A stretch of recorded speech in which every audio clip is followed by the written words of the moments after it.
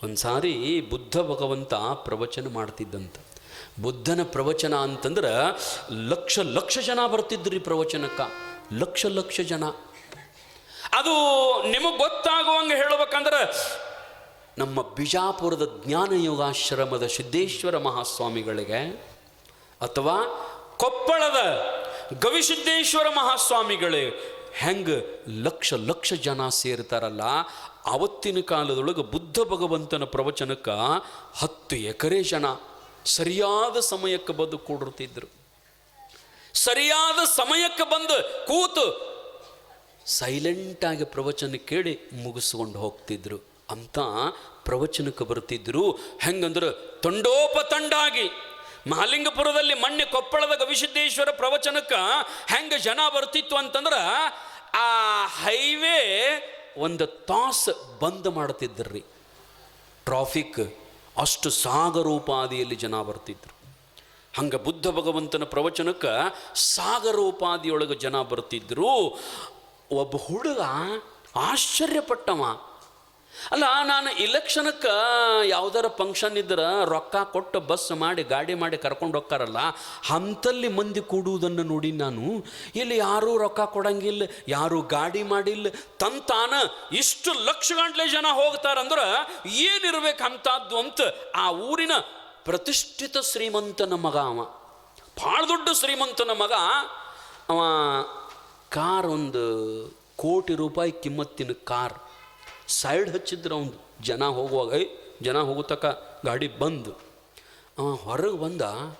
ಕೇಳ್ದೊಬ್ಬರನ್ನ, ಪ್ರವಚನಕ್ಕೆ ಹೋಗ್ತಿದ್ರಲ್ಲ ಮಂದಿ, ಕೇಳ್ದ ಎಲ್ಲಿ ಹೋಗಿದ್ರಿ, ದಿನ ಇಷ್ಟು ಮಂದಿ ಹೋಗ್ತೀರಲ್ಲ ಎಲ್ಲಿ ಹೋಗ್ತೀರಿ ಅಂತಂದಾಗ ಅಲ್ಲಿ ಹೋಗೋ ಜನ ಅಂತಿದ್ರು, ಬುದ್ಧ ಭಗವಂತ ಬಂದಾನ, ಭಾಳ ದೊಡ್ಡ ತತ್ವಜ್ಞಾನಿ, ಭಾಳ ದೊಡ್ಡ ಮಹಾತ್ಮ ಅದಾನ, ಸನ್ಯಾಸಿ ಮಹಾತ್ಮ, ಅವನ ಪ್ರವಚನ ಕೇಳಿದ್ರೆ ನಮ್ಮ ಬದುಕಿಗೆ ಬೆಳಕಾಗುತ್ತದ, ನಮ್ಮ ಪಾಪ ಪರಿಹಾರ ಆಗುತ್ತದ, ಅದಕ್ಕೆ ನಾವು ಪ್ರತಿನಿತ್ಯ ಲಕ್ಷ ಲಕ್ಷ ಜನ ಅವನ ಪ್ರವಚನ ಕೇಳಕ್ಕೆ ಹೋಗುತ್ತೀವ್ರಿ, ಅವನ ಪ್ರವಚನ ಕೇಳ್ತೀವಿ.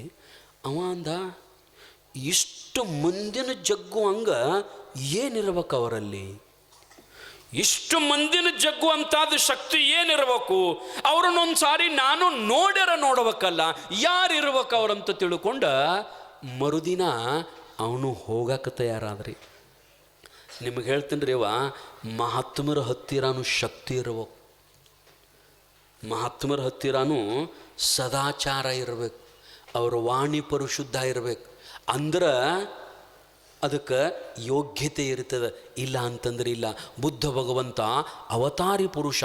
ಆ ಬುದ್ಧ ಭಗವಂತನ ಪ್ರವಚನಕ್ಕೆ ಆ ಶ್ರೀಮಂತ ನಾನು ಅವರನ್ನು ನೋಡಬೇಕಲ್ಲ, ನಾನು ಅವರನ್ನು ಕೇಳಬೇಕಲ್ಲ ಅಂತ ತಿಳ್ಕೊಂಡ ಸಾಯಂಕಾಲ ಸರಿಯಾಗಿ 6 ಗಂಟೆಗೆ ಬುದ್ಧನ ಪ್ರವಚನ, 7 ಗಂಟೆಗೆ ಮುಗೀತಿತ್ತು. ಅಲ್ಲೇನು ಲೈಟ್ ಇಲ್ಲ, ಅಲ್ಲೇನು ಪೆಂಡಾಲ್ ಇಲ್ಲ, ಅಲ್ಲೇನು ಮೈಕ್ ಇಲ್ಲ, ಏನೂ ಇಲ್ಲ. ಸುಮ್ಮನೆ ಬುದ್ಧ ಕಟ್ಟಿ ಮೇಲೆ ಕುಂತು ಹೇಳ್ತಿದ್ದ, ಏರು ಧ್ವನಿಯೊಳಗೆ ಇಡೀ ಲಕ್ಷ ಜನರಿಗೆಲ್ಲ ಕೇಳ್ತಿತ್ತು. ಅಂತಹ ಬುದ್ಧನ ಪ್ರವಚನ ಸರಿಯಾಗಿ 5 ಗಂಟೆಗೆ 6 ಗಂಟೆಗೆ ಪ್ರವಚನ ಚಾಲು ಆಗ್ತಿತ್ತು. ಇವ ಮೊದಲೇ 5 ಗಂಟೆ 4 ಗಂಟೆಗೆ ಬಂದ. ಯಾರು? ಆ ಊರಿನ ಪ್ರತಿಷ್ಠಿತ ಶ್ರೀಮಂತನ ಮಗ. ಪ್ರತಿಷ್ಠಿತ ಶ್ರೀಮಂತನ ಮಗ ಬಂದು ಬುದ್ಧನ ನೋಡಬೇಕಲ್ಲ, ಇಷ್ಟು ಜನ ಬರ್ತಾರಂದ್ರೆ ಹೆಂಗೆ ಹೇಳ್ತಾನ, ಏನು ಹೇಳ್ತಾನ, ಏನು ಅವನ ಮಾತಿನಲ್ಲಿ ಅಂಥ ಶಕ್ತಿ ಅದ, ಸಾಮರ್ಥ್ಯದ, ಕೇಳಬೇಕಲ್ಲ ಅಂತ ಆತುರತೆಯಿಂದ ಬಂದ. ಯಾರೊಬ್ಬರು ಇರಲಿಲ್ಲ, ಒಬ್ಬನೇ ಕುಂತಿದ್ದ ಬುದ್ಧ. ಏನು ವೇದಿಕೆ ಇಲ್ಲ, ಕುರ್ಚಿ ಇಲ್ಲ, ಹಾಸಿಗೆ ಇಲ್ಲ, ಏನೂ ಇಲ್ಲ. ಹಿಂಗೆ ಒಂದು ದೊಡ್ಡ ಗಿಡದ ಸುತ್ತೂರಿಗೆ ಒಂದು ಕಟ್ಟಿ, ಆ ಕಟ್ಟಿ ಮೇಲೆ ದಂಡಿಗೆ ಕೂತು ಬಿಟ್ಟಿದ್ದ. ಜನ ಕೂಡಿರ್ತಿದ್ರು.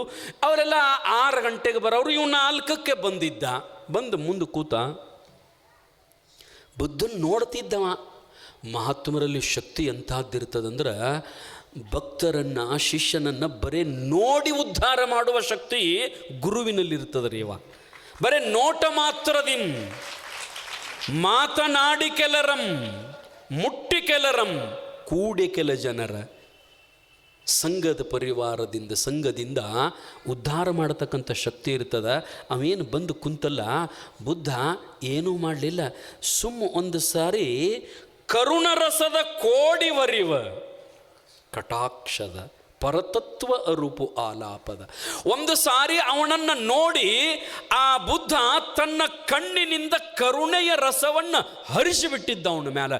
ಗೊತ್ತ ಇಲ್ಲ ಅವನಿಗೆ ಹೆಂಗ ಉದ್ಧಾರ ಮಾಡಿದ್ದಂದ್ರೆ ಮಾತಾಡಿಸಿಲ್ಲ, ಏನೂ ಇಲ್ಲ. ಬರೇ ಬುದ್ಧನ್ನ ಆ ಶ್ರೀಮಂತನ ಮಗ ನೋಡಿದ. ಬುದ್ಧ ಒಂದ್ಸಾರಿ ಅವನನ್ನು ನೋಡಿದ್ದ, ನೋಟ ಮಾತ್ರದಿಂದ ಅವನನ್ನು ಉದ್ಧಾರ ಮಾಡಿಬಿಟ್ಟಿದ್ದ. ಬುದ್ಧ ಉದ್ಧಾರ ಮಾಡಿಬಿಟ್ಟಿದ್ದ. ಸುಮ್ಮ ಕುಂತ. 6 ಗಂಟೆ ಆಯಿತು, ಜನ ಬಂದರು, ಲಕ್ಷ ಜನ ಕೂತಿದ್ರು. 1 ತಾಸು ಬುದ್ಧ ಪ್ರವಚನ ಮಾಡಿದ್ದ. ಆದರೆ ಅವತ್ತಿನ ದಿನದ ವಿಷಯ ಏನಿತ್ತು ಅಂದ್ರೆ, ದೇವನಾಮನೆಯಿದು ಈ ಜಗವೆಲ್ಲ, ಬಾಡಿಗೆದಾರರು ನಾವುಗಳೆಲ್ಲ, ಇಲ್ಲಿ ನಂಬುದೇನೂ ಇಲ್ಲ, ಯಾಕಂದ್ರೆ ನಾವಿಲ್ಲೇನೂ ತಂದಿಲ್ಲ, ಹೋಗುವಾಗೇನೂ ಒಯ್ಯಂಗಿಲ್ಲ ಅಂತಕ್ಕಂಥ ವೈರಾಗ್ಯಪರವಾದ ಮಾತುಗಳನ್ನು 1 ತಾಸಿನ ಪರ್ಯಂತರ ಬುದ್ಧ ಹೇಳಿದ್ದ. ಆ ಮಾತುಗಳನ್ನು ಕೇಳಿ ಆ ಶ್ರೀಮಂತನ ಮಗ ಪರಿವರ್ತನೆಯಾಗಿಬಿಟ್ಟಿದ್ದ. ಬುದ್ಧನ ಪ್ರವಚನ ಕೇಳಿದ ಮಾತ್ರಕ್ಕೆ ಹೃದಯದಲ್ಲಿ ಭಾವದಲ್ಲಿ ಬತ್ತಲೆ ಆಗಿಬಿಟ್ಟಿದ್ದ ಶಿಷ್ಯ, ಬತ್ತಲೆ ಆಗಿಬಿಟ್ಟಿದ್ದ, ಎಲ್ಲ ಮರೆತು ಬಿಟ್ಟಿದ್ದ. 6 ಗಂಟೆಗೆ ಪ್ರಾರಂಭ ಆದದ್ದು, 7 ಗಂಟೆಗೆ ಪ್ರವಚನ ಮುಗೀತು. ಎಲ್ಲರೂ ಹೋಗಿದ್ರು, ಎಲ್ಲರೂ ಹೋದರು. ನೀವು ಹೋಗ್ತೀರಲ್ಲ ಪ್ರವಚನ ಬಿಟ್ಟು ಕೂಡಲೇ? ಹೋಗಬೇಕಲ್ರಿ ಸ್ವಾಮಿ, ಕಾಯ್ಕೋತ ಕೂತಾವಲ್ಲಿ ನಮ್ಮನ್ನು. ಇನ್ನು ತಡ ಮಾಡಿದ್ರೆ ಮತ್ತೆ ನಿಮ್ಮನ್ನು ಬೈತಾರೆ, ಮತ್ತಟ ತಡ ಮಾಡಿದ್ರೆ ನಾನು ಬೈತಾರೆ. ಅವ್ನಿಗೆ ಟೈಮರ ಗೊತ್ತೈತಿಲ್ಲ, ಬಂದವ್ ಟೈಮ್ ಗೊತ್ತಬೇಕಲ್ಲ, ಯಾವಾಗ ಮುಗಿಸ್ಬೇಕು ಯಾವಾಗಿಲ್ಲ. ಪ್ರವಚನ ಹೇಳೋದಂದ್ರೆ ಏನು ಬೆಳ್ತನಕ ಇರ್ತದ? ನನ್ನ ಸದೇ ಬೈತಾರೆ ಅವರು. ಯಾಕಂದ್ರೆ ನಾವು ಬಿಡುತ್ತಕ ನೀವು ಎದ್ದು ಹೋಗಂಗಿಲ್ಲ. ಎಲ್ಲರೂ ಎದ್ದು ಮನೆಗೆ ಹೋಗಿಬಿಟ್ಟಿದ್ರು, ಯಾರೂ ಕೂಡಲಿಲ್ಲ. ಆದ್ರೆ ಅವು ಮಾತ್ರ ಎದ್ದು ಹೋಗಲಿಲ್ಲ. ಆ ಶ್ರೀಮಂತನ ಮಗ ಏನು ಪ್ರವಚನ ಕೇಳಿದ್ದಲ್ಲ, ಹೆಂಗೆ ಪ್ರವಚನ ಕೇಳಿದ್ದಂದ್ರೆ ಭಾವದಲ್ಲಿ ದಿಗಂಬರ ಆಗಿಬಿಟ್ಟಿದ್ದ.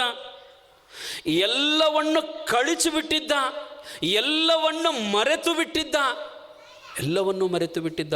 ಬರೀ ಒಂದೇ ಪ್ರವಚನಕ್ಕೆ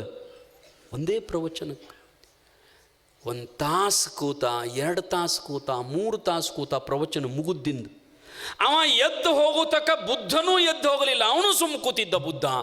ಕೊನೆಗೆ ಆ ಹುಡುಗೇನು ಕೇಳಿದ್ದಲ್ಲ ಪ್ರವಚನ ಕೇಳಿ ಎದ್ದು ಬಂದು ಬುದ್ಧನ ಹತ್ತಿರ ಬಂದು ಬುದ್ಧನಿಗೆ ಹಣೆ ಹಚ್ಚಿ ನಮಸ್ಕಾರ ಮಾಡಿ ಬುದ್ಧನ ಮುಂದೆ ಒಂದು ಮಾತು ಹೇಳಿದ್ದ. ಬುದ್ಧನಿಗೆ ಒಂದು ಮಾತು ಹೇಳಿದ. ಏನು ಹೇಳಿದ ಅಂತಂದ್ರೆ ಏನಿಲ್ಲ, ಬುದ್ಧನಿಗೆ ನಮಸ್ಕಾರ ಮಾಡಿ ಕೈ ಮುಗಿದು ಹೇಳ್ತಾನ, ಹೇ ಪರಮಾತ್ಮ, ಹೇ ಬುದ್ಧ ಭಗವಂತ, ನನ್ನನ್ನು ಸನ್ಯಾಸಿಯನ್ನಾಗಿ ಮಾಡಿಬಿಡು ಅಂದ. ನನ್ನನ್ನು ಭಿಕ್ಷುವನ್ನಾಗಿ ಮಾಡಿಬಿಡು, ನನ್ನನ್ನು ಸನ್ಯಾಸಿಯನ್ನಾಗಿ ಮಾಡಿಬಿಡು, ನನ್ನನ್ನೂ ಕೂಡ ಮನೆಗೆ ಕೈವಡ್ಡಿ ತಪ್ಪದೆ ಬೇಡುವಂತೆ ಮಾಡಯ್ಯ. ನಾನು ಭಿಕ್ಷಾ ಬೇಡಬೇಕು, ನನ್ನನ್ನು ಭಿಕ್ಷುವನ್ನಾಗಿ ಮಾಡಿಬಿಡು, ನನ್ನನ್ನು ಸನ್ಯಾಸಿಯನ್ನಾಗಿ ಮಾಡಿಬಿಡು.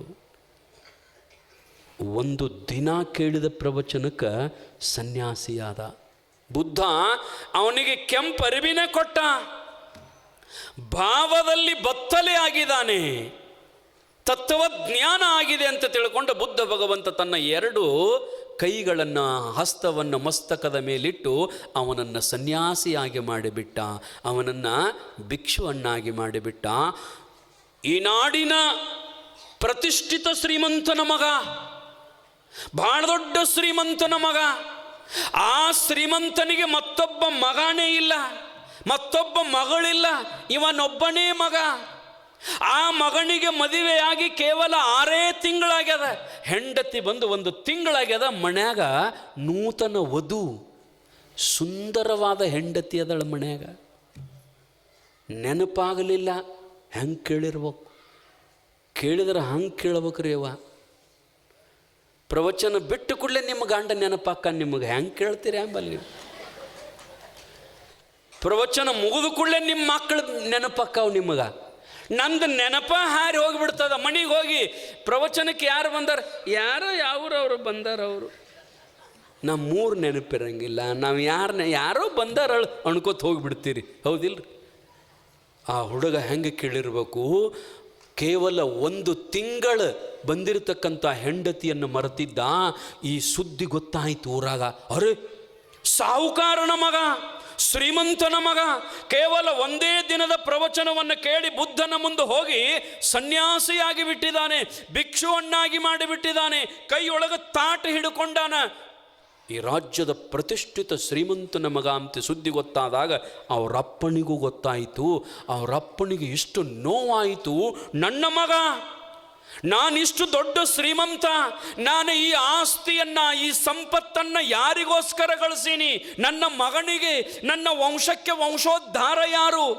ಈ ಆಸ್ತಿಗೆ ವಾರಸ್ದಾರ ಯಾರು? ನನ್ನ ಮಗನನ್ನು ಕೇಳಲಾರದ ಸನ್ಯಾಸಿಯನ್ನಾಗಿ ಮಾಡಿದವರು ಯಾರು ಅಂತ ತಿಳ್ಕೊಂಡ ಒಂದು ಕಡೆ ನೋವ, ಇನ್ನೊಂದು ಕಡೆ ದುಃಖ, ತಡೆಯಲಾರದಷ್ಟು ದುಃಖ. ನನ್ನ ಮಗ ಸನ್ಯಾಸಿ, ಇನ್ನು ಮುಂದೆ ಹೆಂಗೆ? ನನ್ನ ಸೊಸಿಗತಿ ಏನು? ಈ ಮನೆತನದ ಆಸ್ತಿಗತಿ ಏನಂತ ತಿಳ್ಕೊಂಡ ಅವೇನು ಮಾಡಿದ ಅಂತಂದ್ರೆ ಒಂದು ಕೈಯೊಳಗೆ ದಮ್ಮನ ಬಡಗಿ ತಗೊಂಡ. ಯಾರು ನನ್ನ ಮಗನನ್ನು ಸನ್ಯಾಸಿ ಮಾಡಿದಾರೆ ಅವರನ್ನು ಬಡಗಿಲೆ ಬಡದು ಕೊಂದ ಬಿಡ್ಬೇಕು ಅವನ್ನ. ನನ್ನ ಮಗನ ಯಾಕೆ ಸನ್ಯಾಸಿ ಮಾಡಿದ? ನನ್ನ ಮಗ ಏನು ಸಾಮಾನ್ಯ? ಒಂದು ಕೈಯೊಳಗೆ ಸೊಸಿನ ಹಿಡ್ಕೊಂಡ, ಇನ್ನೊಂದು ಕೈಯೊಳಗೆ ಬಡಗಿ ತಗೊಂಡ. ಎಳ್ಕೊಂಡು ಬಂದು ಸೊಸಿಗೆ ಎಳ್ಕೊಂಡು ಬಂದು ಬುದ್ಧ ಕಟ್ಟಿ ಮ್ಯಾಗ ಕುಂತಿದ್ದ. ಬರ್ತಿದ್ದಲ್ಲ ಸಾಹುಕಾರ, ಅವನ ಮಗ ಕೆಳಗೆ ಕುಂತಿದ್ದ, ಕೆಂಪರಿವೆ ಹಾಕೊಂಡು ಸಾಧುವಾಗಿ ಕೆಳಗೆ ಕುಂತಿದ್ದ. ರೋಷಾವೇಶದಿಂದ, ಕ್ರೋಧದಿಂದ, ರೋಷಾಗ್ನಿಯಿಂದ ನನ್ನ ಮಗನ್ನು ಯಾರು ಸನ್ಯಾಸಿ ಮಾಡಿದ್ದಾರೆ ಅವರ ಪ್ರಾಣವನ್ನು ತೆಗೆದು ಬಿಡಬೇಕಂತ ತಿಳ್ಕೊಂಡು ಸಿಟ್ಟಿನೊಳಗೆ ಬಂದು ಬುದ್ಧನ ಮುಂದೆ ನಿಂತು ಸೊಸಿನ ಕೈ ಮಾಡಿ ಮುಂದೆ ತಂದು ತೋರಿಸಿ, ನೀ ಯಾರಿಗೆ ಸನ್ಯಾಸಿ ದೀಕ್ಷೆಯನ್ನು ಕೊಟ್ಟಿಯಲ್ಲ ಅವನ ಹೆಂಡತಿ, ಕೇವಲ 1 ತಿಂಗಳಾಗ್ಯದ, ನಾನು 1000 ಕೋಟಿಯ ಸರದಾರ, ನನ್ನ ಆಸ್ತಿಗೆ ವಾರಸುದಾರ ಯಾರು ನಿನಗೆ ನನ್ನ ಮಗನನ್ನು ಸನ್ಯಾಸಿಯನ್ನಾಗಿ ಮಾಡಂತ ಹೇಳಿದ್ರಂತ ತಿಳ್ಕೊಂಡು ಹೆಂಗ ಬೈದ. ಒಂದಲ್ಲ ಎರಡಲ್ಲ, 1 ತಾಸು 2 ತಾಸು 3 ತಾಸುಗಳ ಪರ್ಯಂತರವಾಗಿ ಬಾಸಗಾಳ ಶಬ್ದ, ಅಪಭ್ರಂಶ ಶಬ್ದ, ಮನಸ್ಸಿಗೆ ನೋವಾಗತಕ್ಕಂಥ ಮಾತುಗಳನ್ನು ಬೈದ. ಸಾಕಾಗೋ ತನಕ ಬೈದ. ಆದ್ರೆ ಬುದ್ಧಿ ನಕೋ ಅಂತ ಕೂತಿದ್ದಲ್ಲ, ಅವನ ಮುಖದ ಮ್ಯಾಗಿನ ನಗುನ ಕಡಿಮೆಯಾಗಿದ್ದಿಲ್ಲ. ಅವ್ರಿಗೆ ಮಹಾತ್ಮರು ಅಂತ ಕರೀತಾರೆ. ಎಷ್ಟು ಬೈದರೂ ಬೈಸ್ಕೊಂಡು ಏನು ನಗುತ್ತಿರ್ತಾರಲ್ಲ. ಈಗ ಹಡದ ಮಗ ಬೈಯಾಕತ್ತಿದ ಅಂದ್ರೆ, ಸಣ್ಣ ಮಗ ಬೈಯಾಕತ್ತಿದ ಅಂತಂದ್ರೆ ತಾಯಿ ಮುಖದ ಮ್ಯಾಗ ನಗು ಬರ್ತದ, ನನ್ನ ಮಗನಿಗೆ ಮಾತಾಡಕ್ಕೆ ಬರ್ತದ, ಬೈತದ ಅಂತೇಳಿ. ಹಂಗೆ ತಾಯಿ ಹೃದಯ ಎಷ್ಟು ಬೈದರು ನಕೋಂತ ಕುಂತ, ಒಂದು ಮಾತು ಅವನಿಗೆ ಹೊಳ್ಳಲಿಲ್ಲ. ಬುದ್ಧ ಏನು ಮಾಡಿದ ಅಂತಂದ್ರೆ, ಆ ಕರುಣೆಯ ಕೃಪಾ ಕಟಾಕ್ಷದಿಂದ, ಕರುಣೆಯ ರಸದಿಂದ, ಕಣ್ಣಿನಿಂದ ಒಂದ್ಸಾರಿ ಅವನ್ನ ನೋಡಿಬಿಟ್ಟ. ಆ ಹುಡುಗನ ಅಪ್ಪನ ನೋಡಿದ. ಆ ಶ್ರೀಮಂತ ಬುದ್ಧನನ್ನು ನೋಡಿದ, ಬುದ್ಧ ಶ್ರೀಮಂತನನ್ನು ನೋಡಿದ. ಆ ನೋಡುವ ನೋಟದಲ್ಲಿ ಇವ ಅವನ್ ನೋಡ್ತಾನ, ಅವ ಇವನ್ ನೋಡ್ತಾನ. ಬರಿಯ ನೋಟ ಮಾತ್ರದಿಂದ, ಕ್ರೋಧಾಗ್ನಿಯಿಂದ, ದ್ವೇಷಾಗ್ನಿಯಿಂದ ನನ್ನ ಮಗನ್ನ ಯಾರು ಸನ್ಯಾಸಿ ಮಾಡ್ಯಾರ ಅವ್ರನ್ನ ಕೊಂದ ಬಿಡ್ಬೇಕಂತ ಬಂದವ ಏನು ಮಾಡಿದ ಅಂತಂದ್ರೆ, ಕೈಯಲ್ಲಿರ್ತಕ್ಕಂಥ ಕಟ್ಟಿಗೆಯನ್ನು ಒಗೆದಿದ್ದ, ಈಚೆ ಕಡೆ ಇರ್ತಕ್ಕಂಥ ಸೊಸೆಯನ್ನು ಬಿಟ್ಟು ಬುದ್ಧನ ಹತ್ತಿರ ಬಂದು ನಮಸ್ಕಾರ ಮಾಡಿ, ಆ ಶ್ರೀಮಂತಂತನ ನನ್ನನ್ನು ಸನ್ಯಾಸಿಯನ್ನಾಗಿ ಮಾಡಿಬಿಡು ಅಂದ. ಭಾವದಲ್ಲಿ ಬತ್ತಲೆಯಾಗಿಬಿಟ್ಟಿದ್ದ. ಬರೀ ನೋಟ ಮಾತ್ರದಿಂದ 1 ದಿನದ ಪ್ರವಚನಕ್ಕಾಗಿ ಸನ್ಯಾಸಿ ಆಗಿಬಿಟ್ಟಿದ್ದ. ಯಾಕಂದ್ರೆ ನಾ ಮೊನ್ನೆ ಹೇಳಿನಲ್ಲ ತಾಯಿ, ಅಣ್ಣ ಕುದ್ದದ್ದು ಸ್ವಲ್ಪ ನೋಡಿದ್ರೆ ಗೊತ್ತಾಗ್ಬಿಡಬೇಕು. ಹಂಗೆ ಈ ಪ್ರಪಂಚವನ್ನು, ಇಡೀ ಜಗತ್ತನ್ನು, ಈ ಸಂಸಾರವನ್ನು, ಗಂಡ ಹೆಂಡತಿ, ರೊಕ್ಕ, ಮಕ್ಕಳು, ಆಸ್ತಿ, ಅಂತಸ್ತು ಒಂದು ಸಾರಿ ತಿಳ್ಕೊಂಡು ಬಿಡ್ಬೇಕಷ್ಟೇ. ಅವು ಹೆಂಗದವನು ನಿಮಗೆ ಗೊತ್ತಿದ್ರೂ ನಾವು ಮತ್ತೆ ಬಿಟ್ಟು ಬರ್ರಿ ಅಂತ ನಿಮಗೆ ಹೇಳಂಗಿಲ್ಲ. ಬಂದಿಗಿಂದಿರಿ ಮತ್ತೆ ಬಿಟ್ಟು. ಅದನ್ನು ಹೆಂಗಂದ್ರೆ, ಅಣ್ಣ ಕುದ್ದತ್ತಿಲೋ ನೋಡೋದು, ನೋಡಿ ಮತ್ತೆ ಊಟ ಮಾಡೋದು. ಊಟ ಮಾಡೋದು ಬಿಡಂಗಿಲ್ಲ ಅದನ್ನು. ಆದ್ರೆ ಅದ್ರ ಕೂಡ ಹೆಂಗಿರ್ಬೇಕಂದ್ರೆ ಹಾವಿನ ಜೊತೆಗೆ ಸರಸ ಆಡ್ಬೇಕಾದ್ರೆ ಆ ಹಾವಿನ ಹಲ್ಲನ್ನು ಕೀಳಬೇಕು. ಹಂಗೆ ಈ ಸಂಸಾರದೊಳಗೆ ನಾನು ನನ್ನದು ಅಂತಕ್ಕಂಥ ಮಮಕಾರ ಅಹಂಕಾರ ಅನ್ನುವ ಎರಡು ಹಲ್ಲನ್ನು ಕಿತ್ತು ಆ ಸಂಸಾರದೊಳಗೆ ಇದ್ರೂ ಅದು ನಿಮಗೇನೂ ಮಾಡಂಗಿಲ್ಲ, ಏನೂ ಮಾಡಂಗಿಲ್ಲ. ಇದು ನಂದು ಅನ್ನೋ ಭಾವನೆ, ಇದು ನನ್ನಿಂದ ನಡೆದದ ಅನ್ನೋ ಭಾವನೆ ಏನದಾವಲ್ಲ, ಇವೆರಡು ಹಲ್ಲು ಕಿತ್ತು ಬಿಡ್ರಿ. ಏನನ್ನೋದು? ನಂದೇನೂ ಇಲ್ಲ ಜಗತ್ತಿನೊಳಗ, ನನ್ನಿಂದ ಏನೂ ಆಗಂಗಿಲ್ಲ ಜಗತ್ತಿನೊಳಗ, ಎಲ್ಲವೂ ಪರಮಾತ್ಮನಿಂದ, ಇದೆಲ್ಲವೂ ಭಗವಂತನ ಆಸ್ತಿ ಅಂತ ತಿಳ್ಕೊಂಡು ಇಷ್ಟು ತಿಳ್ಕೊಂಡು ಅದರೊಳಗೆ ಇದ್ರಿ ಅಂತಂದ್ರೆ ಅದು ನಿಮಗೇನೂ ದೋಖ ಮಾಡೋದಿಲ್ಲ, ಅದು ನಿಮಗೇನೂ ದುಃಖ ಮಾಡೋದಿಲ್ಲ.